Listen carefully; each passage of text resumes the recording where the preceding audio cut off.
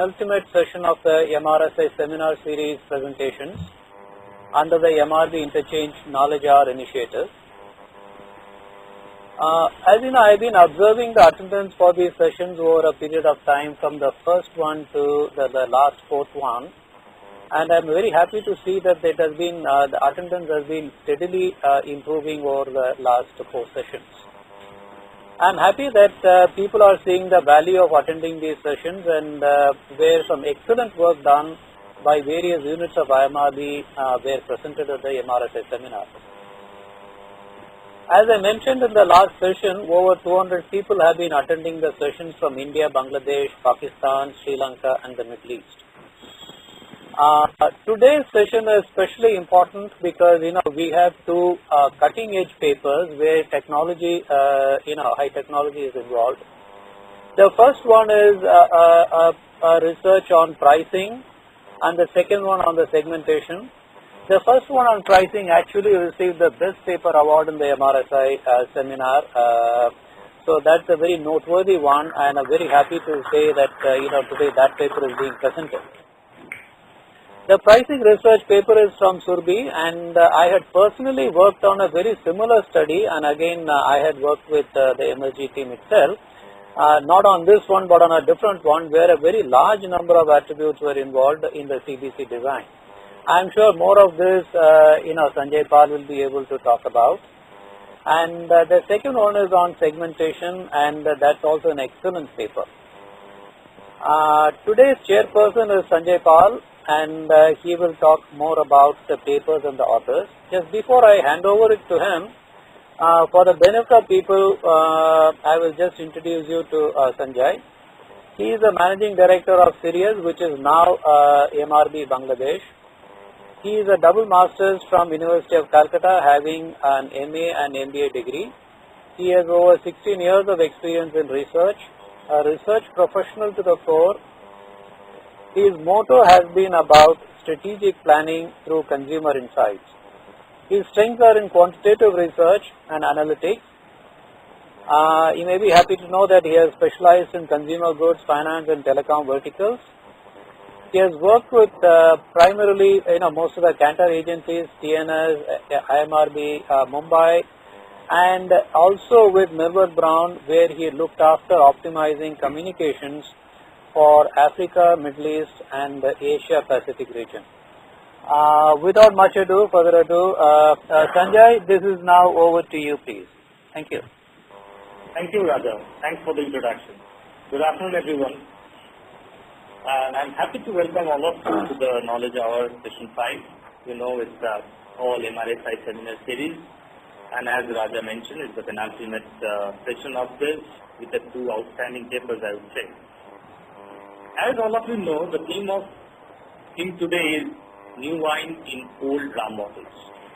It's old, yes, I agree, because the research type is old.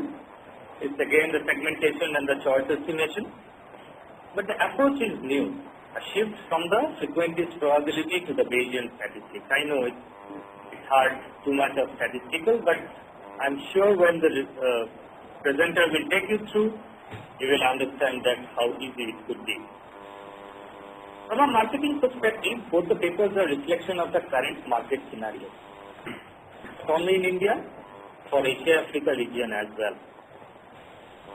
I know it sounds rhetoric, but markets are changing rapidly in this continent, so as the aspiration of the people. And to match up the aspiration, marketeers are coming up with a product with a large number of features. However, at the same time, they are struggling with pricing. Not everything required to everybody, so need to have a product in the market with right price. So the question that always haggles marketeers' mind is who to offer what. In the MRSI award-winning paper, How to Handle Large Number of Features and Pricing, Tulbi has a solution to the marketeers for the same. On the other hand, in his paper, Jyoti will be taking us through how efficiently we can segment markets and reach right segment effectively. So I'll start with the abstract of the first paper, which is basically to decide on what features to launch and how to price the model with new features. are some of the common research questions posed by the marketeers from the consumer durable category, such as washing machine, automobiles, mobile phones, etc. With the fast-paced developments in technology, the key challenge with such research problem is the large number of features that marketeers wish to explore.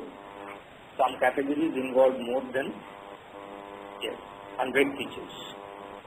In this study, the presenter has developed a new pricing methodology to assist marketeers decide on feature price strategy.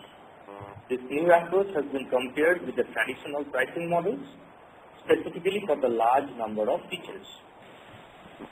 If I have to introduce you, Survi, to all of you, Survi is a university rank holder in statistics from Delhi University. She is with IMRG for almost 6 years. Her prime areas of research include DCM, discrete choice modeling, pricing, market mix modeling, customer retention, opinion polls. In terms of category, her experience spans conducting consumer research from the leading brands in diverse categories such as automotive to consumer durables, telecom to financial services.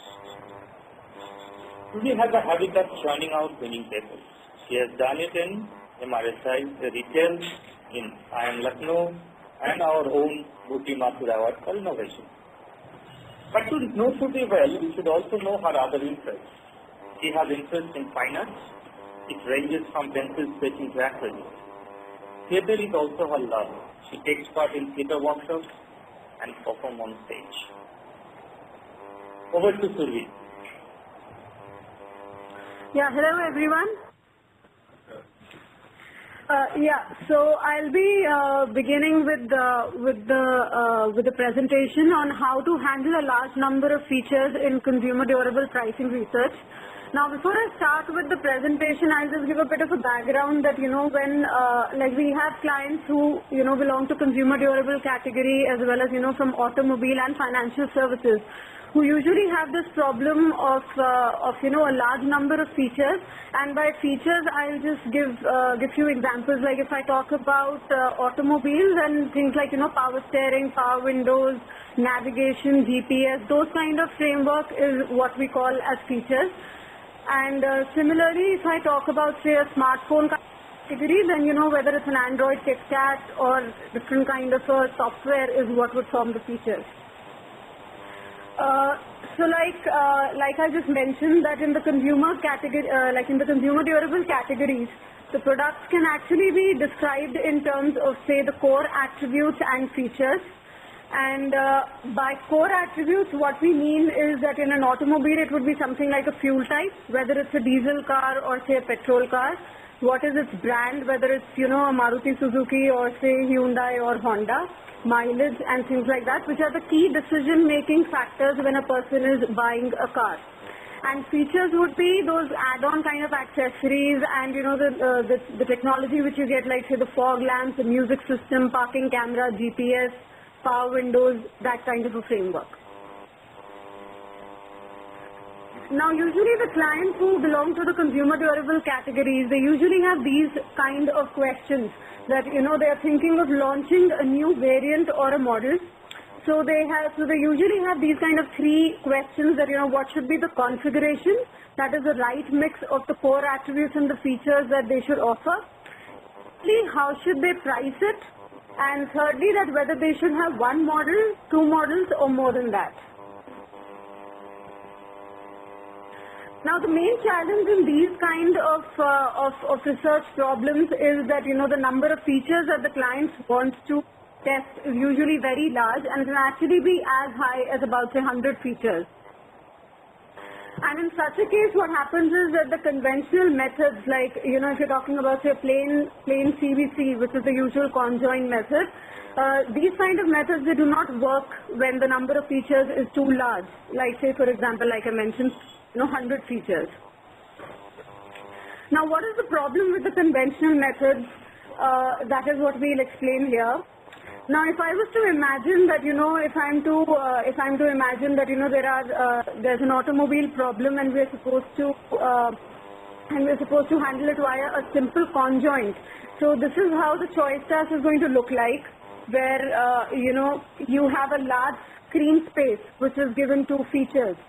So like you can see on the screen here, things like power steering, power windows, fog lamps, airbag, GPS, they're occupying a large amount of screen space as compared to the key decision making factors like say brand, price, mileage, fuel type.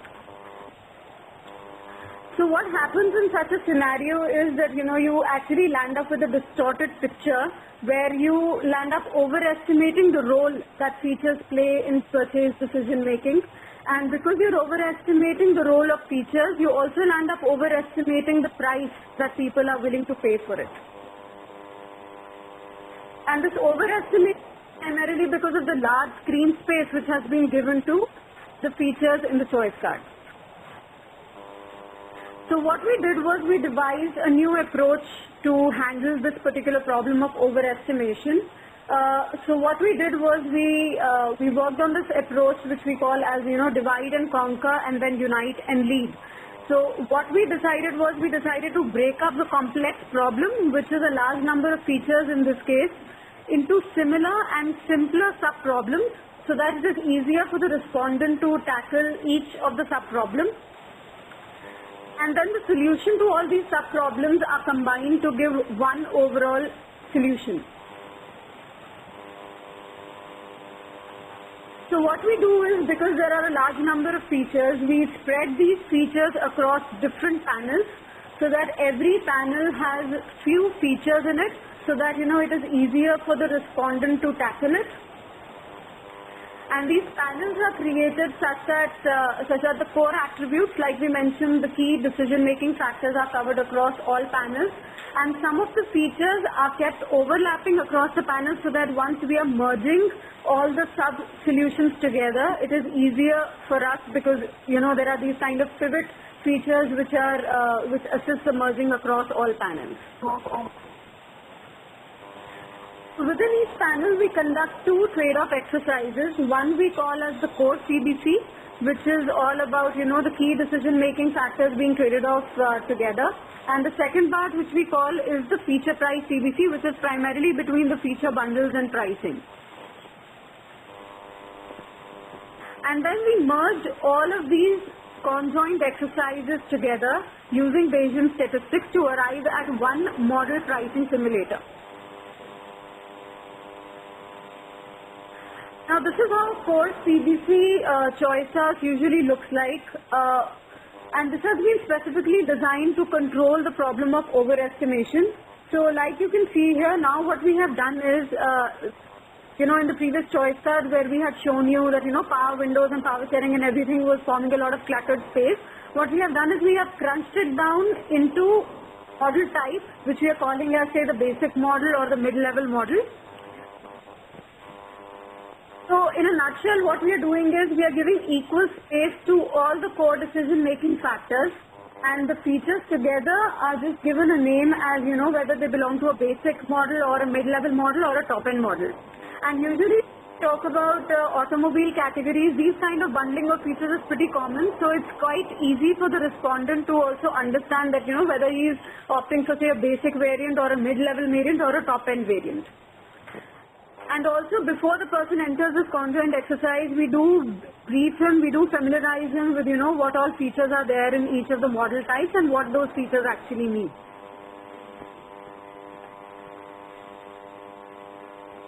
And we usually conduct this exercise via CAPI, and in that case, this is something which we have actually found a bit helpful if the respondent has the control of the laptop. Then what we do is we provide them mouse overs for things like, the basic model and the feature familiarization, because then it's easy and it's handy for the person to just, scroll the mouse over this particular name and, see what all features are there and then decide on the trade-off.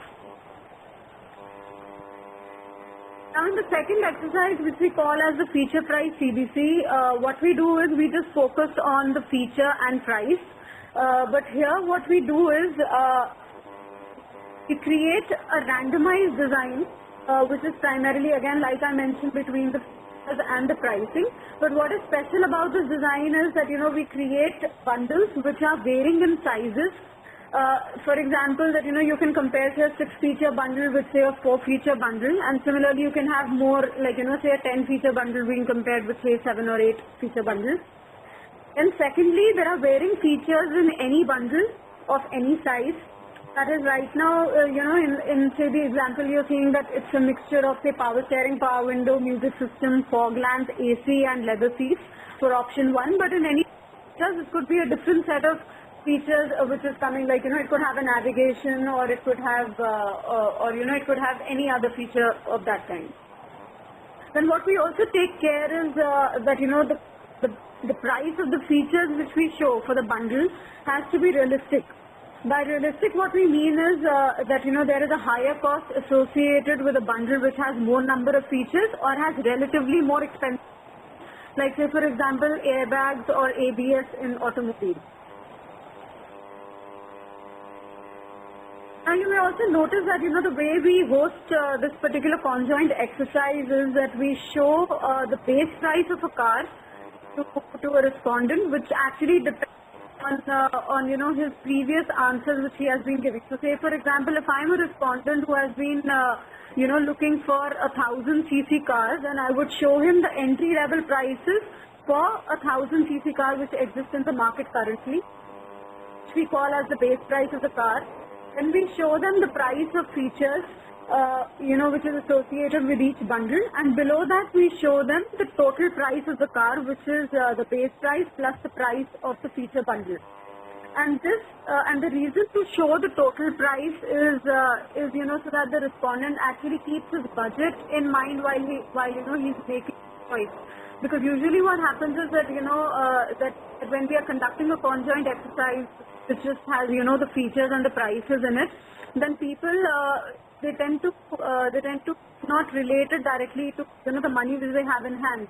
So they might as well say that it's fine paying the 90,000 for a bundle of features, but when you actually add it up to the base price and show them the total price of the car is when they realize that it has gone beyond their budget. So this is a check which we do, and we try to keep it this way. And another thing that we do is we try to keep the common features aligned together towards the top, and we keep the unique features below that, so that it is easier for the respondent to trade off and give a proper response. We also host a special choice task which is customized for each respondent. And the purpose of having the special choice task exercise is primarily to infer that how feature-driven are a respondent's purchase decisions. So we actually show them this kind of a card where in option 1 we show him a brand which he does not like and has a lot of features in it. And in option 2 we show him his favorite brand with with very few features, or at least the features which meet his expectations. Then we ask him to make this kind of a trade-off exercise.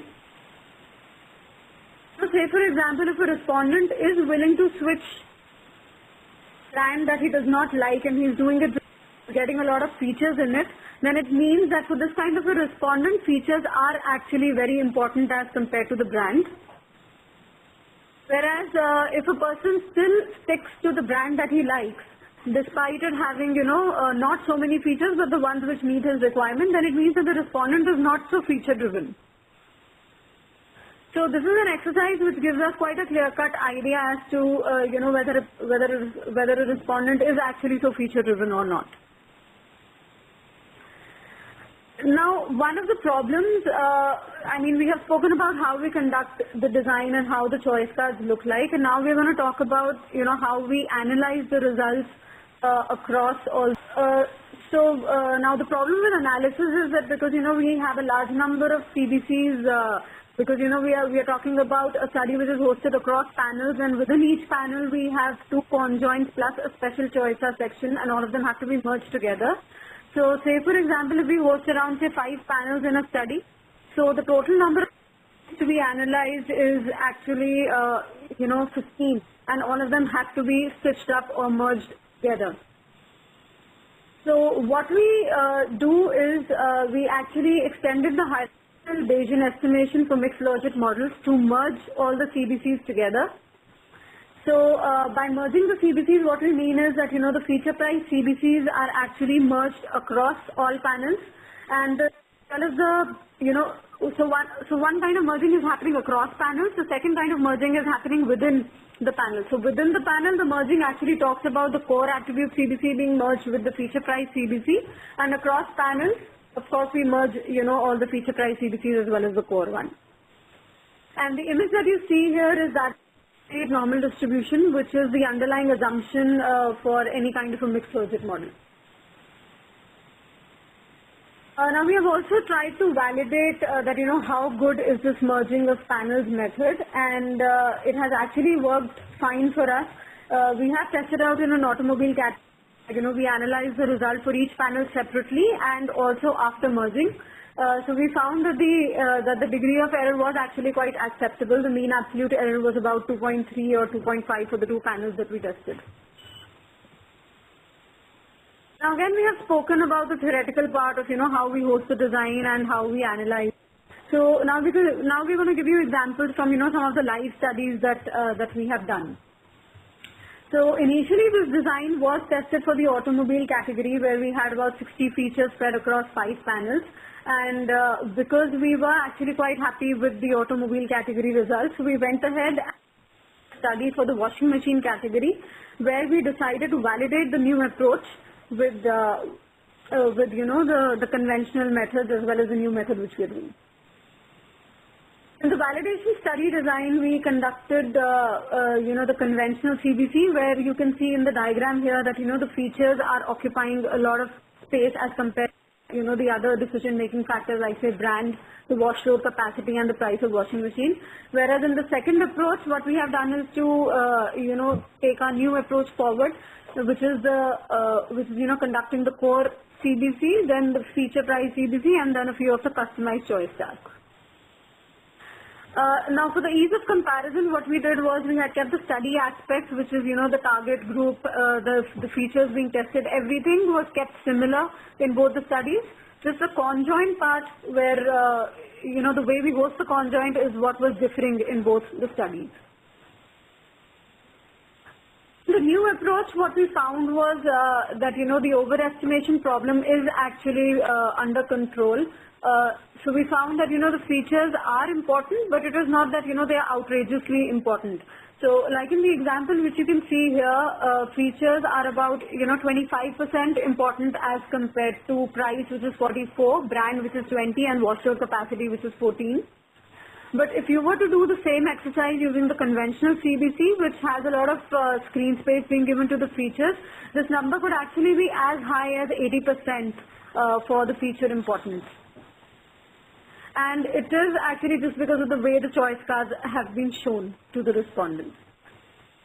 And we also found that the premium which people are willing to pay for each of the features is also much more sensible if we talk about the new approach. There's a lot of discrimination across the prices. That is one thing. And secondly, if we are just to compare it with the conventional approach, we see that, the premium which people are willing to pay for a feature ranges from about, say, 5 to 11% of the base cost of a washing machine if we use a new approach. Whereas if we were to do the same thing with a conventional approach, this number could be as high as, 23 to 64% of the base cost. We also did some additional analysis from the validation study, like, what kind of features go together. So what we found was that, in a washing machine, all those button and ease of operation kind of features, like, say, the auto restart and the LCD panel screen and everything are kind of going together. The second set was more related, to the kind of place where you might belong, which has the water-related issues of, say, that if you have the water supply or water quality issues, then these kind of features were going together. And there was another set which we found was more cleaning and fabric care kinds, which, talks about the scrub and all those wash technologies and water heaters which people want. We also did a tough analysis to identify the prioritization of features that maximize reach. So in the example which you can see here, what it shows is that if you launch a washing machine with a heater, you actually land up covering 63% of your target group. Whereas if you were to launch a washing machine which has scrub wash, then you would fetch a separate 20% from your target group. So, if you were to launch two models, one with water heater and one with scrub wash, you would actually cover 63 plus 20, that is 83% of your target group. And if you were to include another model which has water storage, then it would amount, an additional 9%. So all of it together would be about 92% of your target group. And again, just to validate that, how good are the results, we actually tallied, we checked whether, the results from turf and the segment identification which we did, with the cluster analysis kind of a technique. So they actually tallied and they were going pretty well. That, there was this kind of segment of people or the cluster of people who like water heater or, say the water supply related issues and everything. So they were forming three clusters separately, like in this kind of a slide which we had shown. Now you could also use the premium which you calculate from this kind of a conjoint exercise to identify the scope for profitability. If you were to plot, say, the premium for feature versus the manufacturing cost of feature, then the features which lie above the diagonal are the ones which have a high perceived value but are low on the manufacturing cost. So these kind of features are the ones which can actually fetch you a lot of money because but people are willing to pay a very high premium for it. And similarly, it helps you identify the features which you may not want to launch because they are expensive to make, but people don't perceive a higher cost for it. And there could be another strategy which the marketer might want to go ahead with is to stock up a lot of high perceived value features in his model and attract customers even if he doesn't want to charge a lot of premium for it. Now, just to conclude, what we have learned from this methodology is that one, that this new approach which we talked about, the three conjoint exercises, it can very well handle a large number of attributes unlike the conventional methods, because in this case we spread it across panels and then we are able to merge. And the second finding is that the conventional CBC does overestimate the importance as well as the premium for features, whereas the new approach is able to resolve this problem because both the importance as well as the premium which we fetch from the new approach is actually quite realistic. So it's nice to believe that people want to pay a very high premium for everything, but it is not always a reality. So this was quite a check when we did this new approach versus the old one. Another thing is that the merging of panels had worked reasonably well for us. And finally, the customized choice tasks which we do for each respondent can actually be extremely useful because they tell you the heart of the issue. Because how feature driven is the respondent's purchase decision. So this is just a recap of the choice tasks which we are showing here, where we ask them to compare a brand which they do not like, which is overloaded with a lot of features, and the brand which they prefer but has only the features which meets his expectations. So this was one exercise which helped us quite a lot. And that's all. Thank you.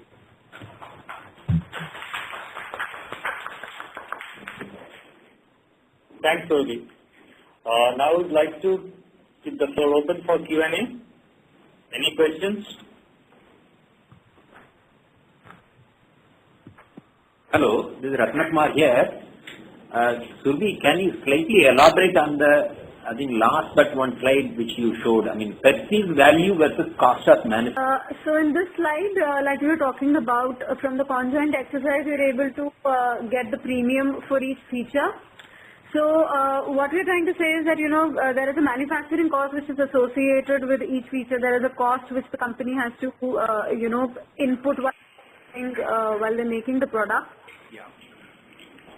So if we do a scatter plot of the premium for feature versus the manufacturing cost, so the features which are lying above the diagonal have a high perceived value because they are cheaper to make, and but people are willing to pay a much higher premium for it as compared to the cost that it is to make the feature. So it is an area of profitability for your marketer because he can actually get a lot of money out of things which is cheaper to make. Did you apply this in the sense that did you check out for washing machine or the automobile where any features found to be perceived value to be higher than the cost of manufacturing and certain features where perceived value was lower than the cost of manufacturing? Were you able to differentiate these? Yes. In fact, we have seen that, in some of the, especially if I talk about the automobile category, there are certain, those, say for example, if I talk about, a kind of a feature which is touch screen or very fancy looking lights which you get, which are pretty expensive to make. But people don't perceive a high value for it because they don't see a very high utility in that product. So we have seen it in the automobile category.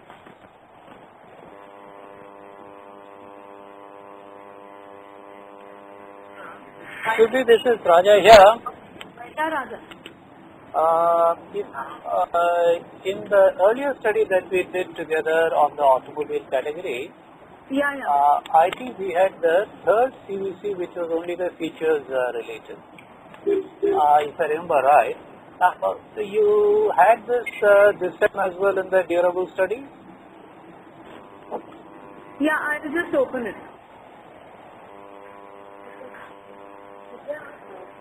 Hi, Kirti. This is Navya from Oasis Inside South. I have a question from you. As you have mentioned that 4 to 5 panels in your paper, so I just want to ask you that ideally how many number of panels can we show to respondents at a time? See, one respondent goes through only one panel. Okay, and the number of panels that we create actually depends upon the number of features that your client wants to test. So say for example, if your client is willing to test about say 60 features, then because the respondent cannot digest say more than 10 or 11 features, so we try to restrict into 11 features in one panel, but we try to cover all the 50 features across panels. So one respondent goes through only one panel which has about say 10 or 11 features in it. Can you please tell me that on the one panel contains only one brand or more than one brand? Could you repeat your question? Yes, I am asking you that in a single panel, how many number of brands can be covered? See, brands is like an attribute, so you can cover about say as many brands that fall into your category. So say for example, if I'm talking about automobile, then usually we do it by segment. So if it is a hatchback segment or a sedan segment, so whatever are the key market players is something which we cover in the brands part. Okay, thank you. Hi, Survi. Hello. Yeah. Hello. Survi, I would also like to ask a question that in the concept part, you have mentioned the label name, low feature or mid-value features. Yeah.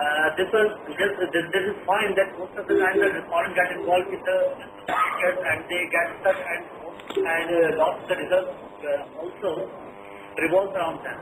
But here, when you mentioned this concept card to your respondent, didn't they ask you about the features, the list of the features? Yeah, see, basically before we enter the conjoint exercise, we host a proper familiarization section. So say for example, if in a panel we are covering 10 features, so the respondent will be familiarized with all the 10 features, and he will be familiarized about, which features fall into the basic category, which ones fall into the mid category, which ones fall into the top end category. And then only they will proceed for the conjoint exercise. Okay, that's fine. But as you were also mentioning that after applying your Bayesian statistics, you got the error margin of 2.3 and 2.5, which were acceptable. Can you please also tell us that what is the acceptable range for these errors? See, ideally we should be looking at the mean absolute percentage error. So usually, yeah. So mean absolute percentage error, it again depends upon your sample size. That what you consider as acceptable or not acceptable. Our sample was about 1,000. So we had gone up to say about 5% mean absolute percentage error, something which we considered acceptable for us. Okay, just only the sample size is the matter of concern, not the category, not the product feature. See, right now what we were testing was just the difference in the two methods. So what we are doing is a like-to-like comparison as to what were the results which we got from the first method versus the results which we got from the second method. So it was all about the degree of error which you are getting in, say, the price acceptance or the price premium, or say the share of preferences which you get from the study. Thank you, Subir. Considering the limitation on time, this is Raja here. Sanjay, would you like to get one more question and then one last question? I think I'll do that. I'll sit here. Hi, this is Karandeep here from media. Just a quick question for you. Basically, whenever we do the Sanya, the whole idea is to create an orthogonal design. Now, in this case, when you are having matched panels, so how do you go about creating designs, and which set of choice tasks would be common? How do we do that? Yeah, see, basically the core CBC is something which we keep same across all panels. Okay, whereas in the second CBC is something which we create, based on, like you mentioned, the orthogonality and all those kind of frameworks. So we actually create it, it is created in a stepwise manner. First we decide on what number of features are to be shown in each of the option, and then within each of the, after deciding on how many options to be shown in a card, we randomly assign the features which are to be tested. So it becomes more like a partial profile design which is spread across various panels. Hi, can I ask you one question? Yeah. What my question is, first is on the randomness that you have generated in your scores and your collection of features, that is one, you randomize it, right? Yeah, see, like in any conjoint, the combinations which you create are created randomly. So what we do here also is that because we are if I can just go back to that slide, I'll just go back. We have spoken about creating the design. Right. So my question specifically is to you is that first, in case of automobiles, taking your example and driving it further, is that your basic features that are there, they actually increase from one level to another. So for instance, you will not have a climate control in a basic model and you may not have power steering. So it's not mutually exclusive. Yeah, there you're right. So the way we usually present it is that, there are a set of features which are there in the basic model, and the mid-level has all the features which are there in the basic, but there are some add-on features. And then similarly in the top-end model will have all the features which are there in the mid-level model over and above. Yeah, that is how we create it. So what I was asking you is that you create a bouquet of random features together, right? The bundles that you are talking about. No. I think I'll just explain. See, when I'm talking about randomness, I'm talking about only the second CBC. All right. Okay. In the first CBC, we have a fixed definition as to what is basic, what is mid, what is top-end, which is shown in the form of a show card. All right. Okay, in the second CBC, which you can see on the screen right now, here is where we create the randomized design in these 3 steps which I've written here. First is that you decide on the size of the bundle, which is again random, that whether you want to show 6 features or 5 features or 10 features in a bundle. Then what features should be shown within each bundle is again randomized, and then we also try to build in the cost element that that there are more number of features in a particular bundle, then it should be of a higher cost, or it has some more expensive features like say in ABS. All right. Following up on this is that again on the feature level, sometimes the delivery of the feature varies from the brand to brand. So are we accommodating, does this model accommodate for that? Yeah, see, basically after we have merged the results and we have arrived at one simulator, we can actually do simulations and see that, if this particular feature was to be offered, say Maruti versus say Honda, then what is the price that people would perceive? We can do all that.